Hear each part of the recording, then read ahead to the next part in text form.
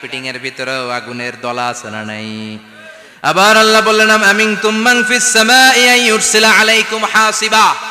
নিচে যেমনি কার্পেটিং করা জমিনের ভেতরে অগ্নুৎপাত রেখে দিয়েছি, মাথার উপর থেকে আযাব দেওয়ার সুযোগ আছে না নাই? চাইলে আল্লাহ অগ্নি বৃষ্টি দিতে পারে, আগুন বৃষ্টি দিতে পারে, ঠান্ডার বজ্রপাত দিতে পারে। আপনারা লূত আলাইহিস সালামের কওমের নাম শুনেছেন? তারা হোমোসেক্সুয়ালিটি, সমকামিতা করত। ফলে আল্লাহ তাআলা বিশাল এক চিৎকার মেরে সাইয়েদনা জিবরাইলের মাধ্যমে পুরো জমিনটারে শেষ করে দিলেন।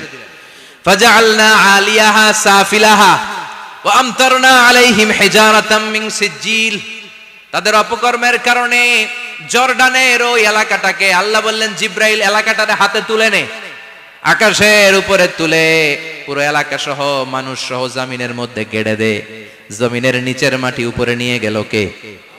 উপরের মাটি নিচে নিয়ে গেল কে? পুরো জায়গাটা এখন ডেড সি হয়ে গেছে। কি সি? ডেড সি নাম শুনেন নাই বোধহয়? আজকে শুনে রাখেন, এটারে বলে মৃত সাগর। এটা গজবের জায়গা, ওখানে মানুষও ডুবে না। লবণের ডেনসিটি, সল্টের ডেনসিটি এত হাই, এই পানির মধ্যে এত গজব, এর মধ্যে কোনো মাছ জন্মায় না, চিংড়ি জন্মায় না, কাঁকড়া জন্মায় না, ব্যাং হয় না, শ্যাওলা হয় না, কিচ্ছু বাঁচে না। এটা গজবের জায়গা। চিল্লায় বলেন ঠিক কিনা?